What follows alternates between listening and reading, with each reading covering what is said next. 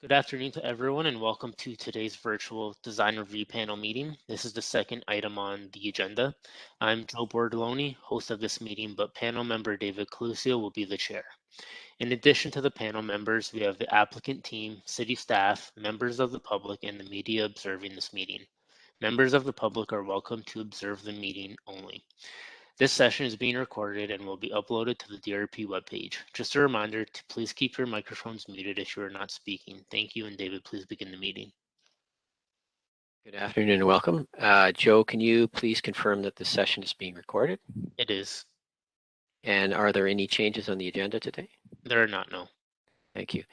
Are there any members with declarations of conflict on this project? I'll take silence as a no. And the second item on the agenda today is the review of 647 King Street East. The lead planner on the file is Jennifer Allen. Good afternoon, Jennifer. We're ready for your presentation, and please keep your presentation under 10 minutes. I'll advise you if you're running over. Perfect, thank you. I'm just going to share my screen. All right. Hi, everyone. My name is Jennifer Allen. I am a planner on the urban team, and I'll be presenting the proposed development at 647 to 649 King Street East. So the proposal is to construct a 6-story multiple dwelling containing 20 residential dwelling units with 2 parking spaces and 1 loading space accessed from the adjacent assumed alleyway. This is the subject property. It is located on King Street East between Ashley Street and Wentworth Street North, and there's a assumed alleyway to the north of the subject lands. So this is the view of the subject property looking north on King Street East. This is the view of the rear of the property from the adjacent alleyway looking southwest. This is the view of King Street East looking northeast from the intersection of King Street East and Grant Avenue. This is the view of King Street East looking northwest from the intersection of King Street East and Grant Avenue. This is the view of King Street East looking northwest from the intersection of King Street East and Wentworth Street North. And the view looking southwest from the intersection of King Street East and Wentworth Street North. And then this is the view of that intersection, King Street East and Wentworth Street North, looking north. And then this is the same intersection looking east. This is the view of the adjacent alleyway from looking east, and you can see the subject lands to the right, as well as you can see the existing single-family dwellings along King William Street, which back onto this alleyway as well. And then this is the view of King William Street from the intersection of King William Street and Wentworth Street North, looking west. So this is the proposed site plan of the proposed development. This is the south elevation, which will face King Street East. And this is the north elevation, which would face the alleyway, and the east elevation and the west elevation. And then these are some renderings of the proposed development within the context of the existing streetscape. So the subject lands are identified as a primary corridor on Schedule E of the Urban Hamilton Official Plan, and they are designated as mixed-use medium density on Schedule E1 of the Urban Hamilton Official Plan. So a primary corridor shall link 2 or more nodes, major activity centers, or employment areas. It shall function as a vital part of the surrounding neighborhood and serve as a central focal point. It shall be the location for a range of higher density land uses along the corridor. The mixed-use medium density designation shall promote the continuation of pedestrian-oriented mixed-use areas. It shall serve as a focus for the community, creating a sense of place. shall evolve over time into a compact, mixed-use people places where people can live, work, and shop, and residential development in these areas enhances the function as transit-supportive nodes and corridors. So then some urban design policies are respecting existing character, development patterns, built form, and landscapes, promoting quality design consistent with the locale and surrounding environment, contributing to the character and ambiance of the community through appropriate design of streetscapes and amenity areas, and complementing the existing massing patterns, rhythm, character, color, and surrounding context. So the subject lands are zoned TALK 1, which is the transit-oriented corridor mixed-use medium density zone, and it permits a multiple dwelling. A finished floor elevation for any dwelling units shall be a minimum of 0.9 meters above grade.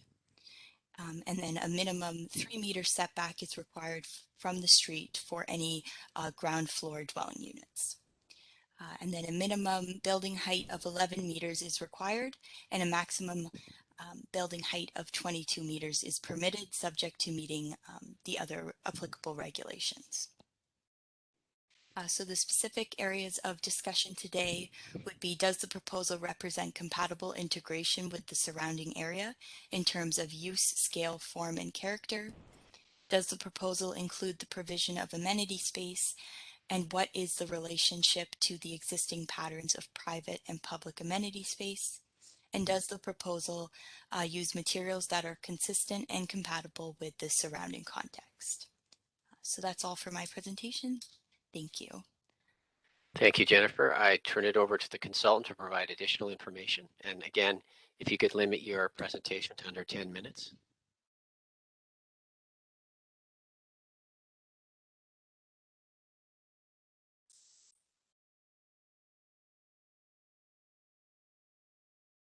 I don't know if somebody's on mute, maybe. Maybe muted.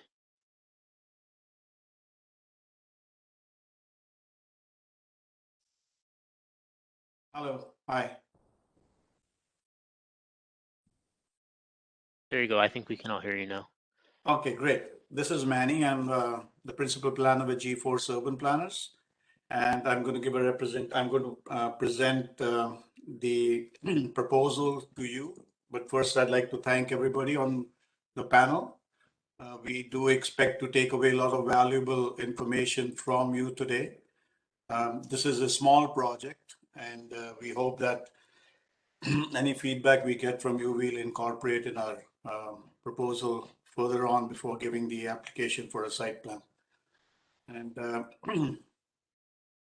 so if I'm able to share my screen, I will just go through the presentation. Jennifer has already given the presentation. Most of it is already in my own presentation, and I wouldn't really take much of your time in terms of repeating myself, but I'm going to share my screen at this point of time.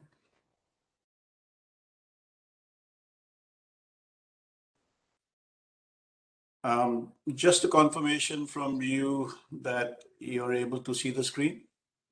Yes. Okay, I'll just start the slideshow.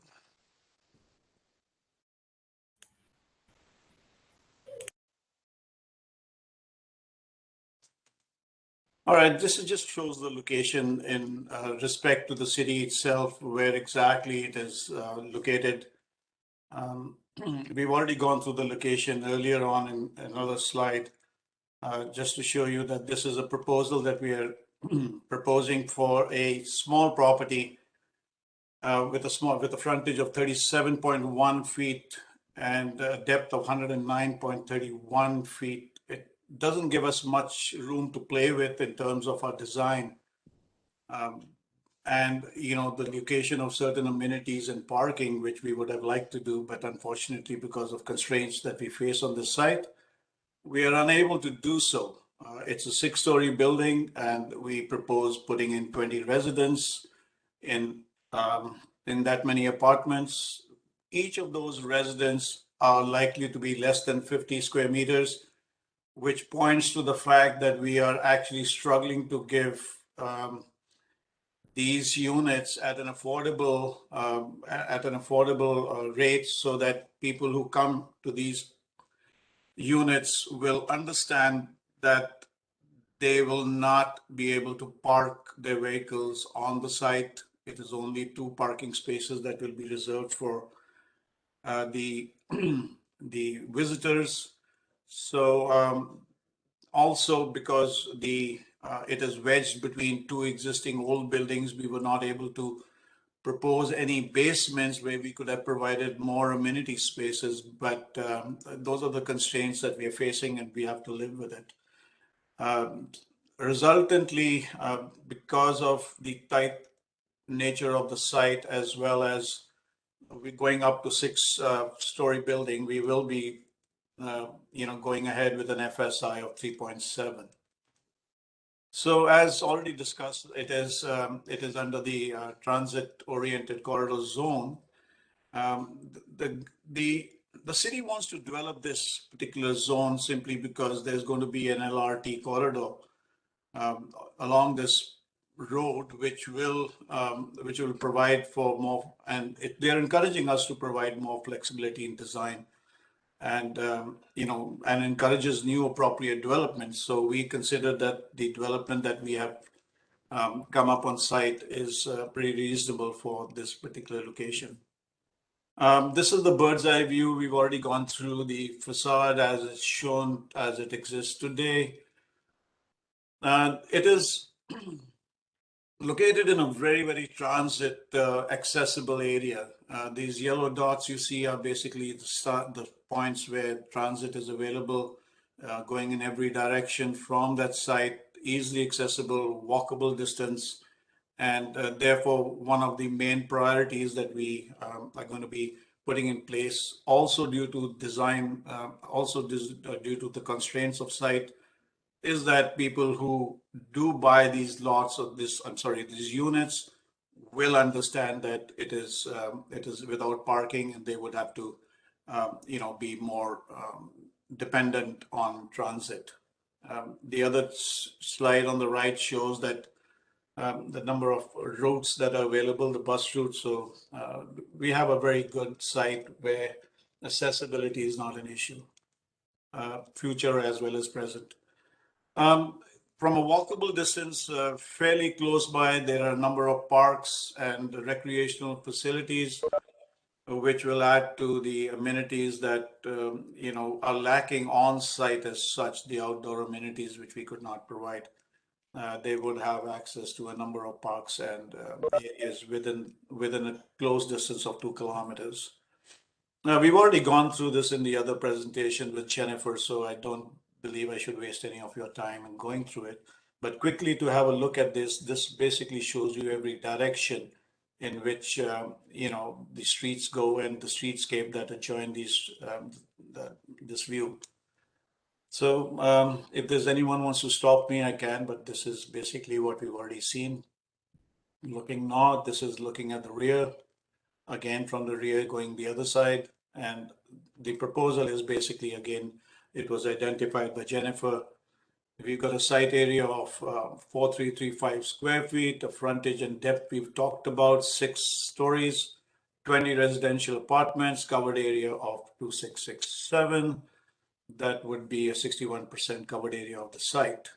The rest of the area, probably close to 30%, would be taken up by loading spaces and car parking.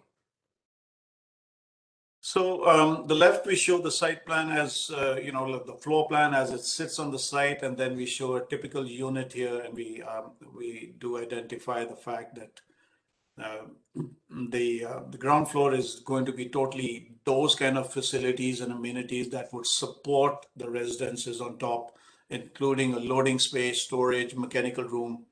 What we have done is provide a common hall, which is a part of an amenity space, is on the ground floor, so that residents can gather at this particular hall or point. As you see, the typical units are very small. They are just meant for single families, even without without children, maybe some single family, single person, those kind of things. It doesn't afford much space for larger families. And these probably the working class people who would like to, stay in downtown Hamilton, where they have access to a number of other retail and other facilities, but are dependent on transit or work from home.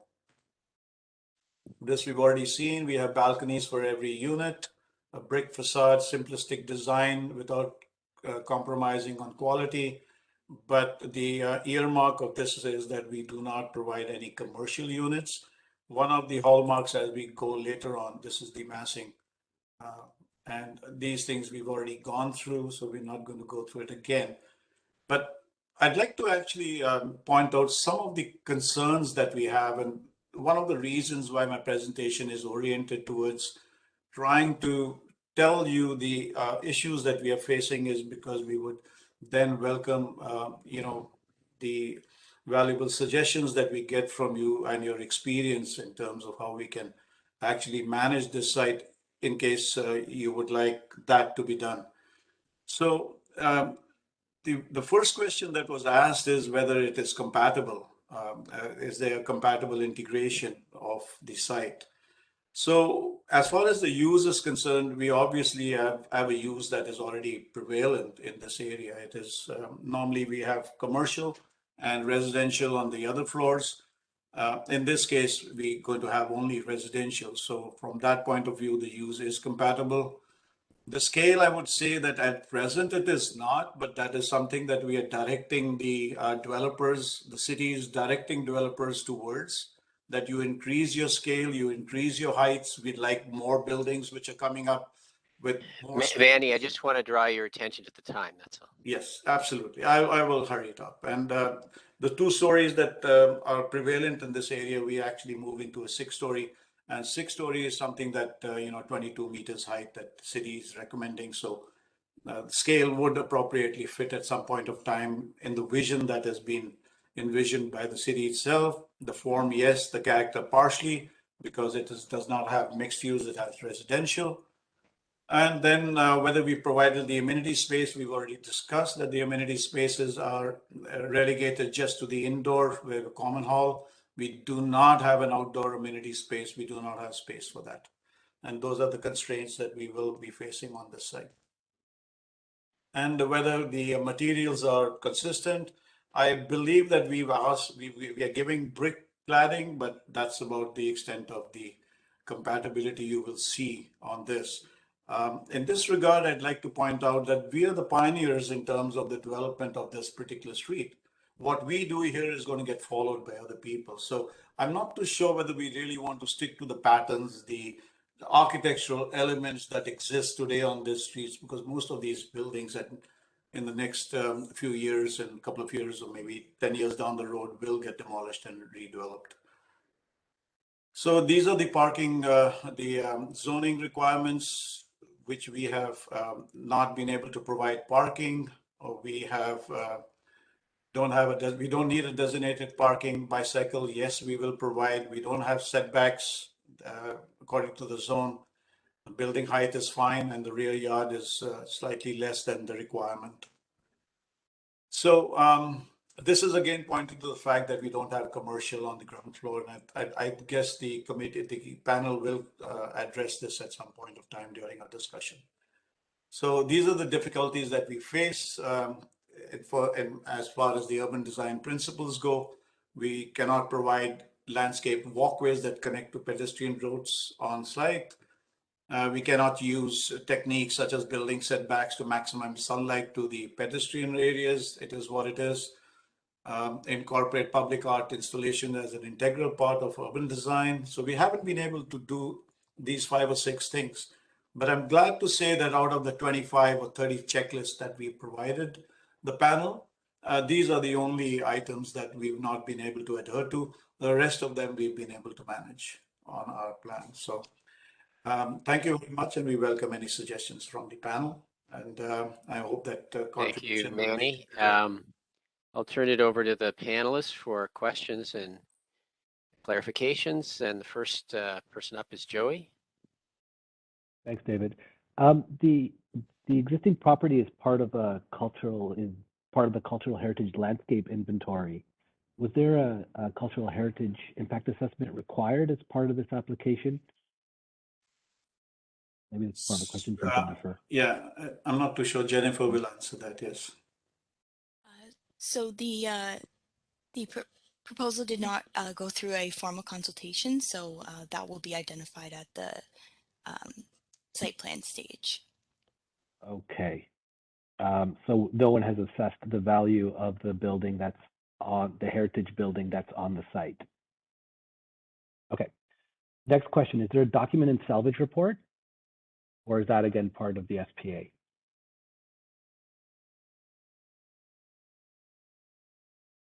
So just to answer that question, we will be providing, if required, that particular document. However, I must inform the panel that the city wanted us to come to the review panel first before we make the application for a site plan. So keeping that in mind, we actually wanted to draw more information from you guys and try to inculcate that in our drawings and our designs and then go ahead with the site plan. But we have not been able to submit that plan as yet pending this particular review.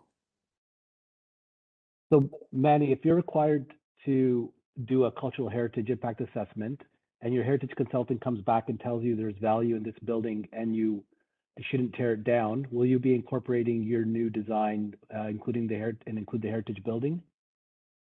And I guess we would have to, as per the guidelines. Okay, well, I guess at that point we'd probably see you again because it would be a whole new design. Yes.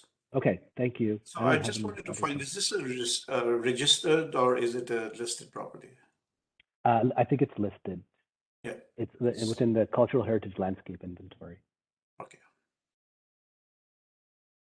Okay, Joey, do you have any other questions? No, no other questions. Thanks. Yana?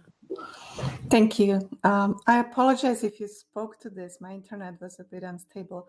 Regarding the programming of the common hall, what do you envision this space to be?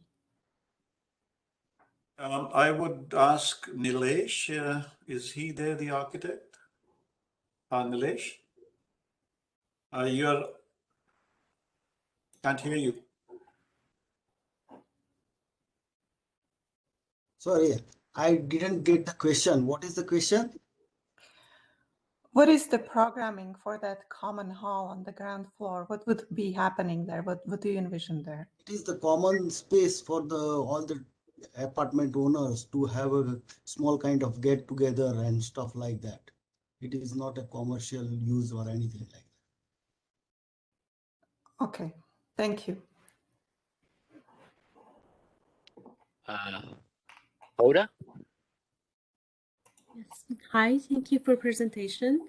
I have a question about all the facilities that residents may need in this building. It's good to have whatever you included in the ground level. I was wondering about the laundry or other services that the residents need because their apartments are too small. Is there any place that has been for?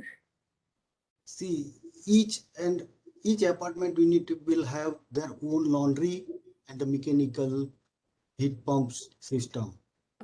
Okay, So because in there is plan no common facility. I didn't see much space in each apartment. If you see besides the washroom, there is a washer and dryer. Okay. Oh, okay.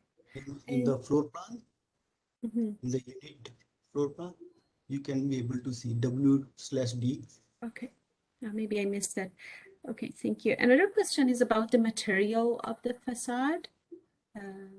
Right now, we are proposing dry-wit stucco with the brick finish or any stone finish kind of a surface. Okay, thank you. Not Jennifer Mallard? Thank you, David, and thank you for your presentation.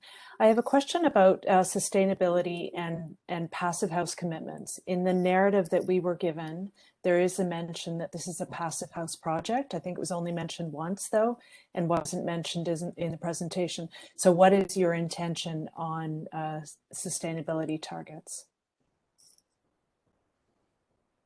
I don't think we worked out on that particular front as yet, but I'm not too sure we've got those answers for you right now. No, we have not thought about it right now.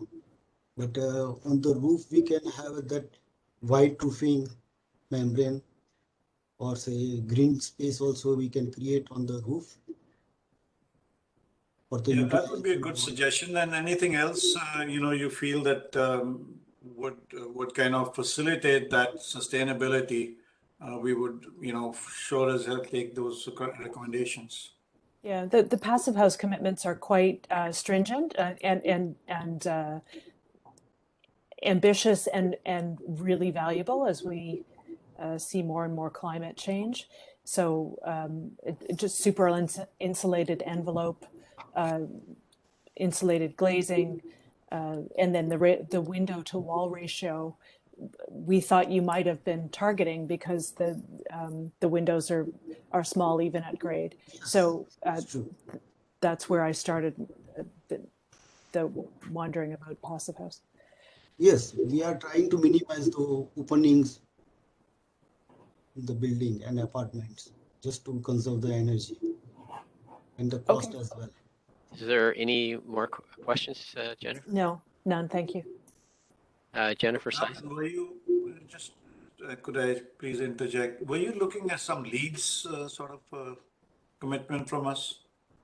No, it was just to mention in the narrative that this was a passive house project. So I just wanted clarification. All right, thank you. Thank you.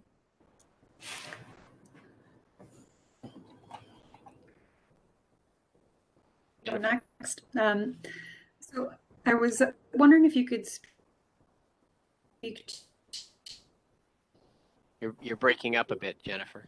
to the decision to orient the building kind of north-south as opposed to in line with the adjacent buildings. They're all at kind of slight. Is that any better? I think Jennifer's, if it's not clear, she's asking about the orientation of the building relative to the property lines. You're a little bit skewed as a result of going on the north-south, and if you could elaborate on that. So if I may, this is a new project where we demolish the old building and then we fit the new building the best way possible. And we understand that in future, the neighboring properties will also at some point of time get redeveloped, and I'm sure they're not going to keep that skew continue. They would also prefer to have a building which is more aligned, at angles which, respect getting maximum space out of a building. So Nilesh can actually further dwell on that. See, from architectural perspective, all the right angle spaces from the inside can be utilized very well. With the skewed spaces, what the user can use in the corners. So I would prefer to have a right angle square type of a building and leave the skewed lot as is. Okay. I had one other question. I don't know if you can hear me now. Yes, we can. Thank you.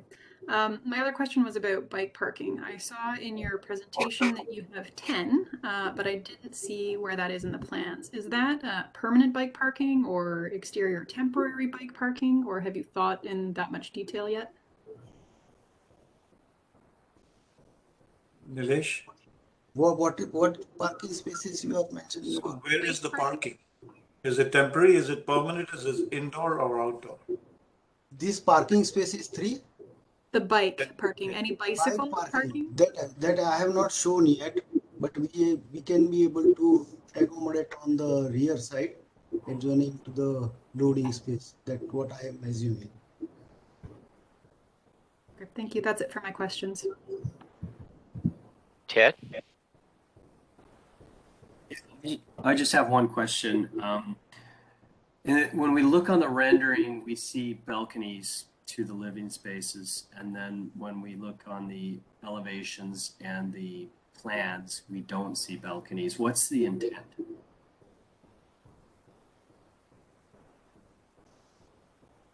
See, right now we were thinking of providing balconies, but simultaneously what kind of a glazing in the area and the cost we have to consider.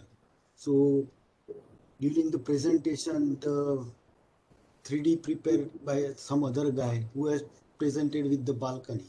So it is a bit contradictory. We will explore to have a balcony on the front side, in street side. Those units will have balconies. And on the rear side also we can provide the balconies if we have enough lighting as per the building code for the living room and the dining room. Okay, so at the moment, should we follow the renderings or the plans in terms of your rendering? Rendering. Okay, thank you. Eldon. Yeah, thanks, David. I had a couple of questions answered, but by some of your responses, it's leading me to a couple of other questions. Really, mainly one question. And I remember at the beginning of your presentation, you noted that you were looking for input for this panel. They're pretty early in the process. It sounded like when it came to the answer, the question on passive house, it wasn't really firm as to whether you wanted it or not. When it came to the question about the skewed design, I heard from Manny that, that'd be great, but I heard from you, Nilesh, that no, that's not something you want to do. And I guess with respect to the balconies, I also heard a bit of an inconsistent question to all that is, are you looking for us to weigh on that in order to give you direction? Because right now it seems inconsistent. Yes, we will expect your views as well, whether you would like to have balconies or you are okay without balconies, or glazing should be more on the facade or something like that. Those kind of suggestions we would like to have from your side. Okay, thank you. Just want to understand. Yeah. Appreciate that. That's it for me, David. Thank you. I don't have any questions myself, so I will turn it over to Joey for panel commentary and advice. Thanks, David.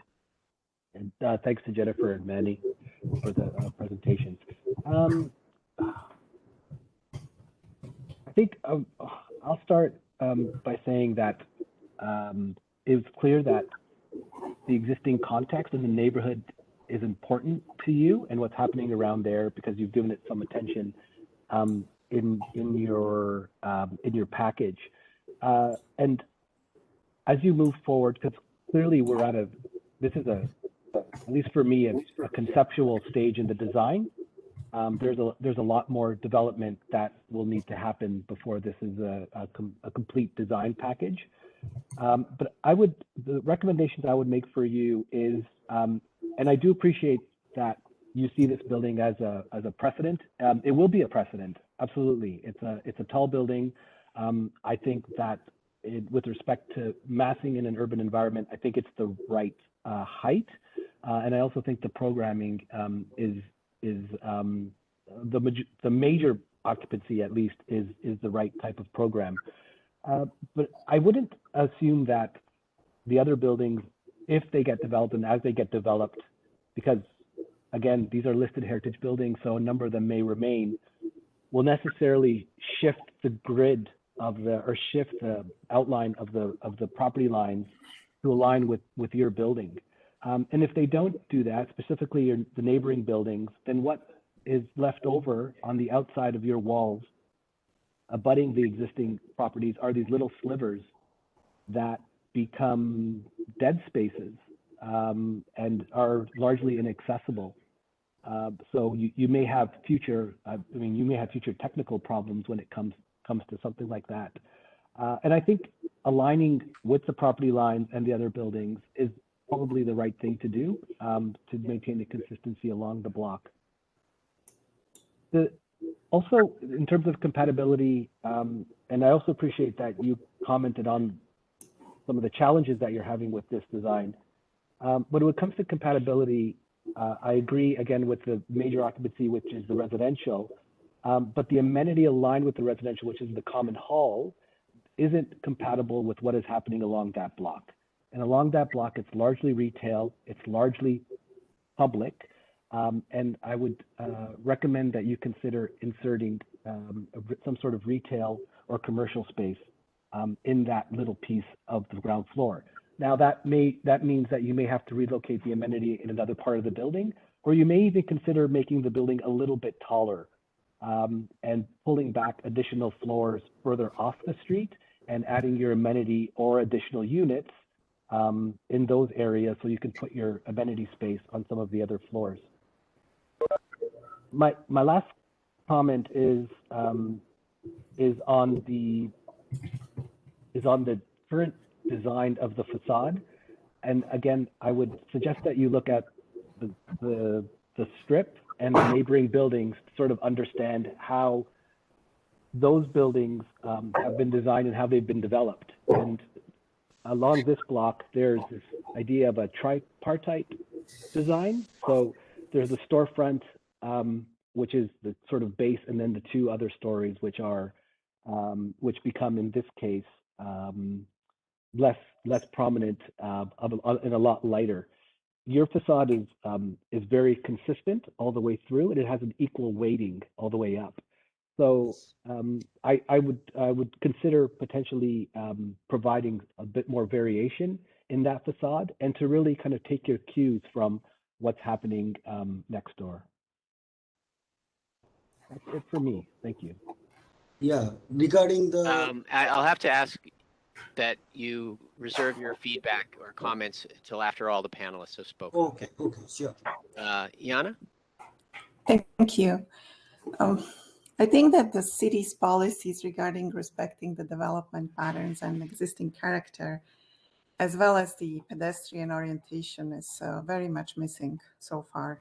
And I would suggest to study those patterns, as Joey was talking about, within this area. For example, keeping the front wall better aligned with the surrounding homes, and if designing taller buildings, stepping back the upper stories, at least the upper 2 stories. It's very overwhelmingly tall and comparing to the other buildings around. The main entrance should be more visible, probably not as deep into the building. This doesn't create a very welcoming main entrance. And the whole ground floor really should be opening toward the street with that retail, which Joe mentioned. And the common hall, if it is there, if it's not retail, it really needs to be much more open toward the street through larger windows.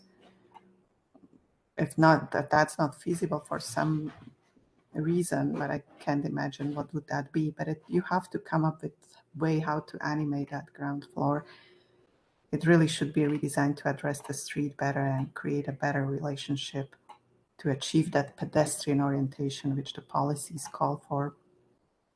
I agree that the skew design, the windows would be, you are showing these windows there, they would be just into these dark wells. It would be very hostile. And for your question on the balconies, if you cannot provide any outdoor amenity areas either on the roof or elsewhere, the balconies, in my opinion, are really necessary. And that's it for me. Thank you. Hoda? Yes, thank you for the presentation. And I understand the challenges that you had to design in this area and with a small lot. Still, I totally agree with my colleagues about the facade and about the need of working on that to have more animated facade, and also to have a nice transition between public space outdoor to the private space inside. So the common space that you have there, it could be that transition area.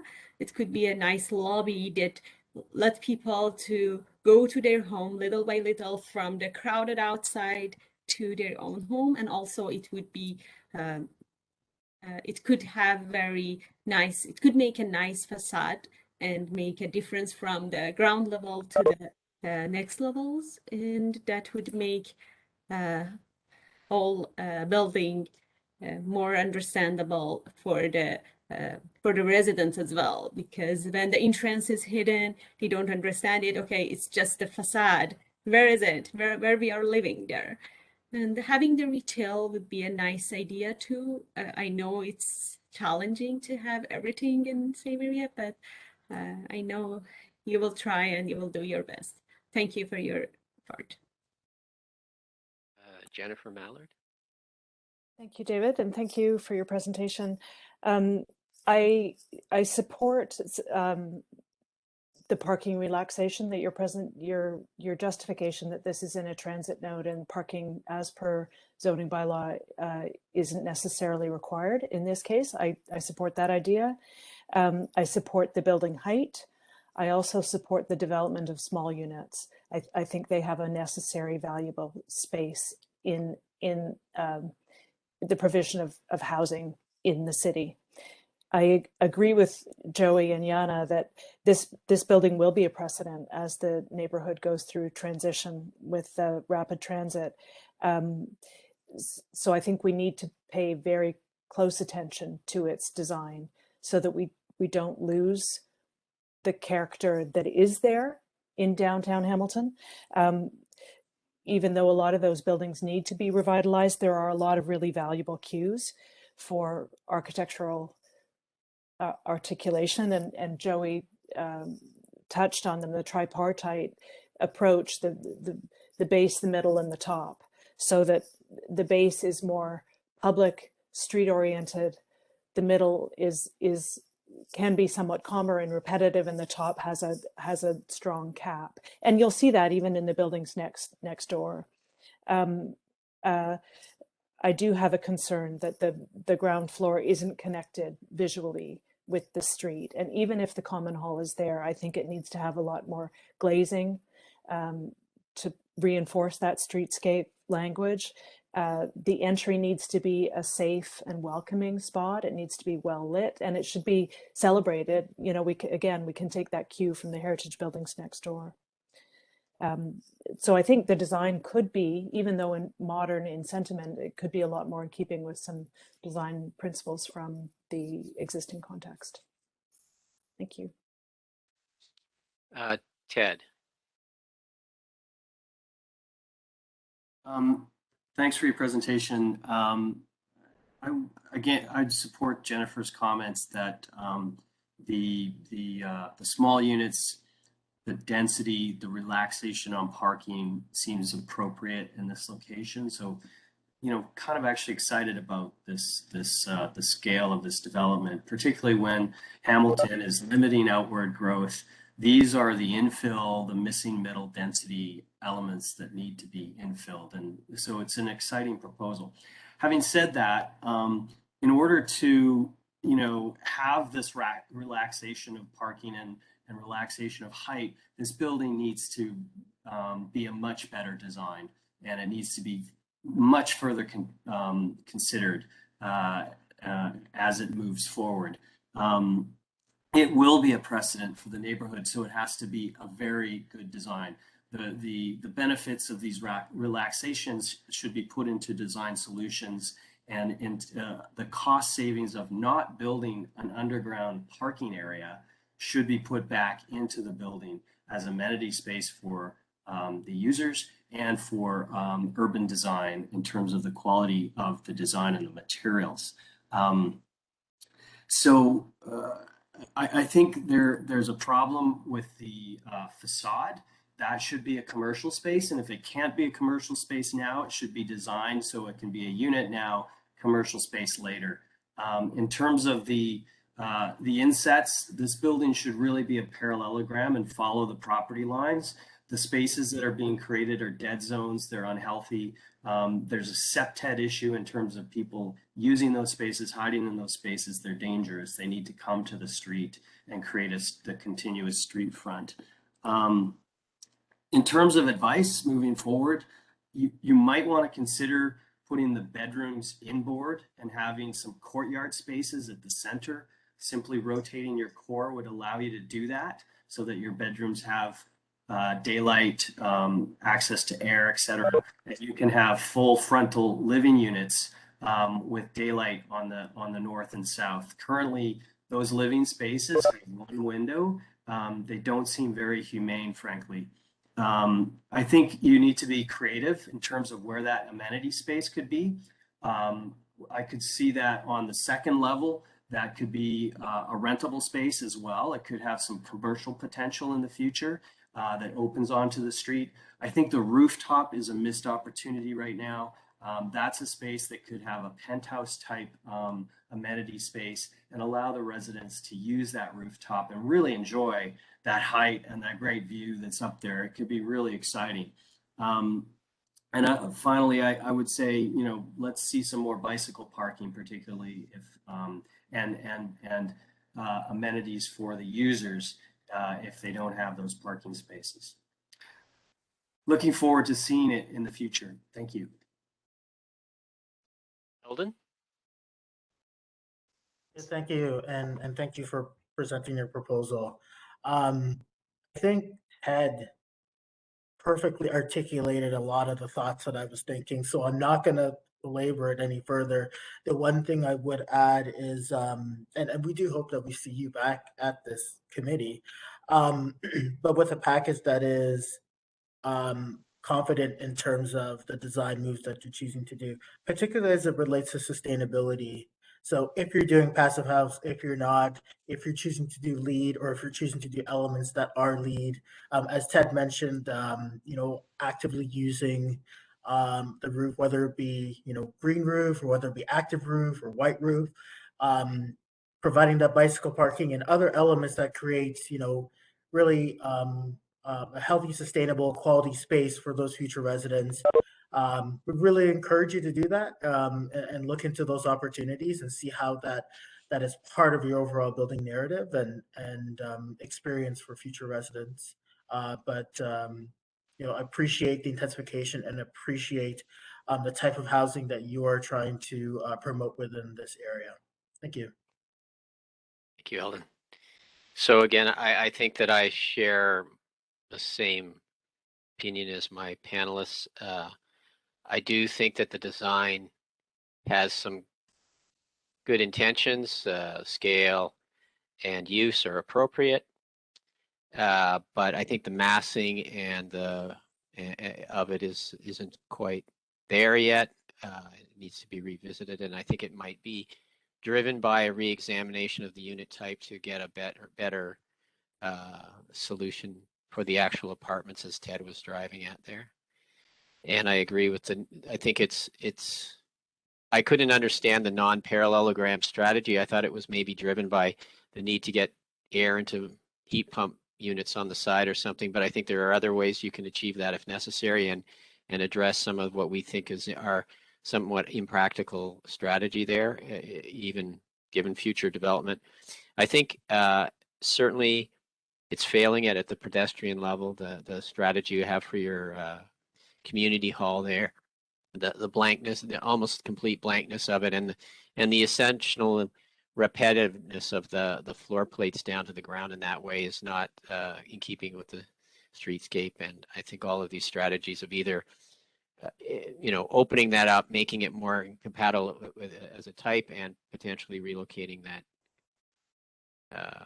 community amenity, building amenity space, and replacing with a street related activity like retail would be appropriate. I also think that the continuity of the streetscape at the lower level is frustrated by the design of the inset balcony strategy. And I think that you could look at some kind of you know, base podium 3-story alignment that maybe is more in keeping with the continuous street wall that is otherwise the you know, the existing character the urban condition there. And I think driving the amenity up to maybe what would be a setback fourth floor, and that might have an outlook at that level or right onto the roof, as others have suggested. I think you should be looking at achieving some kind of outdoor amenity space in association with your indoor amenity space, ideally. The other comment is just about the material choices. I think that brick is a totally appropriate choice you could make. I'm not convinced of the application, the kind of banding. I don't think it's necessary. I think if you follow the a more, urban design driven strategy like everyone has been describing, I think that the material palette would maybe start aligning with some of the internal relationships, and you wouldn't be looking for, I guess, a kind of an interest that makes up for the sort of the shortfall in some of the other aspects of the design. So I'm not thinking.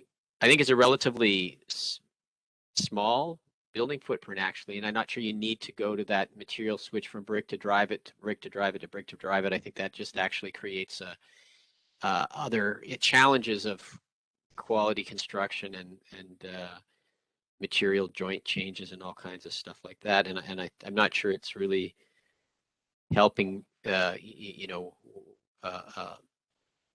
what might otherwise be, a fairly straightforward but elegant solution that you might achieve with a simpler material combination.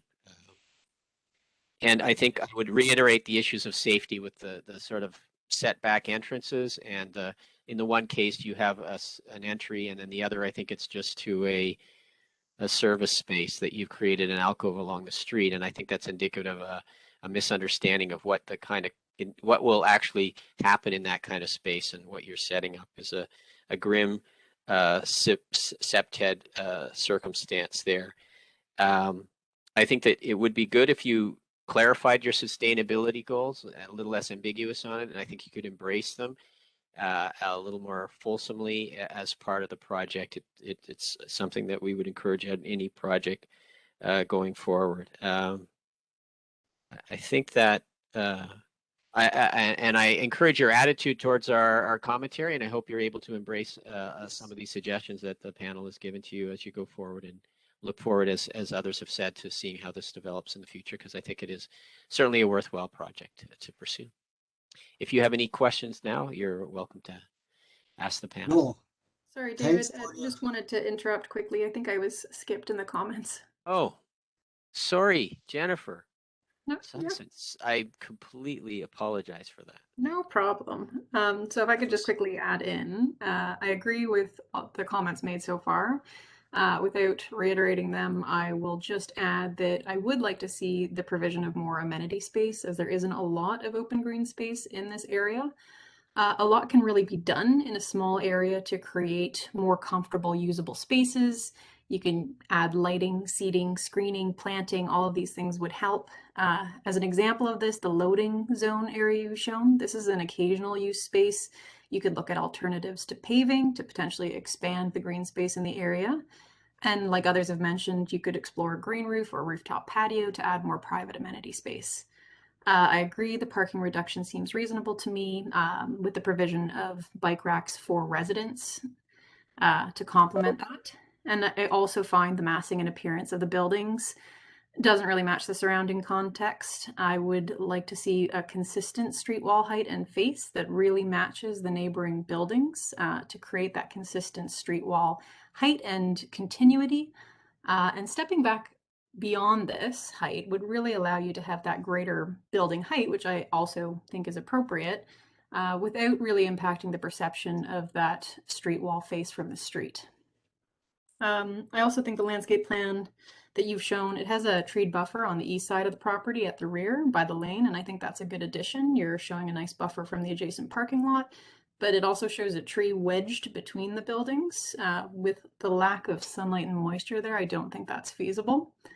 And I echo the same septet and safety concerns that others have aired about the narrow alleys and the recessed alcoves created. Overall, I appreciate your proposal for creating affordable housing, and I thank you for your presentation. Thanks. Thank you. Sorry again, Jennifer. Thanks, everyone. Okay. So before we go, I'd like to thank the panel members, and it's really exciting to have such good comments coming from such auspicious people who have taken the time to make a better city. I know you guys have doing it on your own time, and it's really appreciable. And I was very excited to come before this panel today. Just a couple of things before I let you go. I know you guys are busy. We did talk about the retail, and I believe that would lend a good element. If we can provide that to the site, it would open up the facade like we talked about from the street. It could make the entrance a little bit more grandeur, which is what I think most of the panel members were looking forward for. The things that I was kind of hesitating and kind of struggling with was basically how do we manage to get affordable units of such small sizes and still manage to get some setbacks onto the building from the street so that we can lend that side of a streetscape where the first two floors predominant, and then we kind of have those step backs there. So there are some challenges here, and I do believe that most of these comments we will be inculcating in our design. However, some of them may not be feasible, and I was wondering how the panel would look towards not being able to do a couple of those suggestions. Or most of them are pretty straightforward. They're good suggestions. It requires some of our hard work to get into that, but we'll do it. Would you suggest that we just go for the site plan application now, and then you can review it again when it comes down to urban design review? And that's how we move forward on this? I'm not sure the panel can comment on the process that you're about to go through with the city. I think maybe somebody from the city can advise you on that. Right. I don't think that I think that the panel in general is in agreement with the zero setback on the street side. I think that after the third floor and above, or whatever is the street side, that there would be some desire to set back at that point. And I think you would have to explore that with your unit designs to see what that means. And maybe that means that you encroach a little bit more on your rear yard to make that happen if it's necessary. I mean, I don't know enough about, we can't design the project for you at this point. We can only give you some recommendations to consider, and you have to weigh them in your, in your process. But I think that if you can make arguments for justifiable challenging of some restrictions, obviously you're going that produce a higher quality in some other way. I think we would all we would support a considered we would certainly, if it came before us, I think we would consider those kind of trade-offs, I guess is a way to say it. If you could get something much better in one area and it requires some relaxation of an urban some kind of zoning or setback requirement, I think that would be something that you might find is seen as an acceptable trade-off in front of the panel. But we'd have to definitely examine the specifics of what you're proposing at that point. And in the end, it's not our choice to make, right? It's the city who's, we're just providing advice here. Yes, thank you very much. In terms of the process, maybe somebody from the city can comment about what this project faces going forward. And no, we'll just make an application for a site plan. I was wondering whether your panel would comment on it at the time when it is circulated to urban design, or is this the feedback that we get and this is the final feedback? Is there some other opportunities we get to get back to you in terms of going. And I guess I'm turning to the city to answer that question. To answer those questions. All right. Thank you. I'm curious myself. Correct. And I particularly liked one of the comments which Jen made. I think Sison, she said there are ways to change, try to use the space which is used for loading spaces. I mean, even though I'm not an architect, that kind of opened up some sort of a vision in mind that is a possibility. We don't have to have an enclosed space, like a loading space. It could be redone in a way that, would serve as a dual purpose because we don't use it often. So a lot of good comments here. And again, we thank you very much. Good luck with your project. Thank you very much. Thank you. Thank you. Thank you. Thank you. Thank you. Bye.